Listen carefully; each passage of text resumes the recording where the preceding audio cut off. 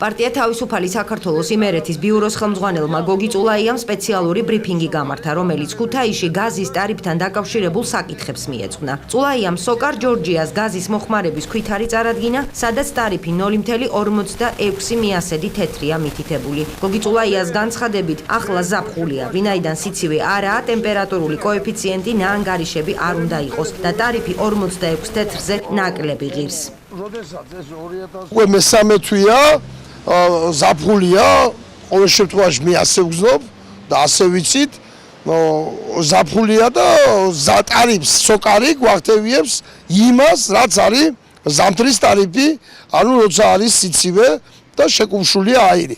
აქ არის ქვითარი, სადაც წერია ტარიფი 0.46 კოეფიციენტი 1, ტარიფი უნდა იყოს 0.45 ზაფხულზე, ანუ 0.1 თეთრით, მეც გვახდევიებს სოკარი და ეს მილიონობით ლარია უკვე მთელი ქუთაისის მასშტაბის ზოგს, ვინც როგორ წვავს გაზს ისე მოუწია, ხო ზოგს ლარის და მოუწია ზედმეტ ზოგს 5 ლარი, ზოგს 10 ლარი და ზოგს 100 ლარი.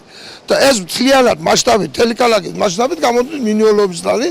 ასეთი შემთხვევა იყო 2013 წელსაც, მაშინაც გავაპროტესტეთ, წერილი მივწერეთ და გვიპასუხეს, რომ ეს იყო კომპიუტერის შეცდომა. შემდეგ მეორე წერილი მივწერეთ, თუ კი კომპიუტერის შეცდომა იყო და აღიარებთ კეთილინებეთ და გამოუქვიტეთ მოსახლეობას დაღები, რაც არ მოხდა.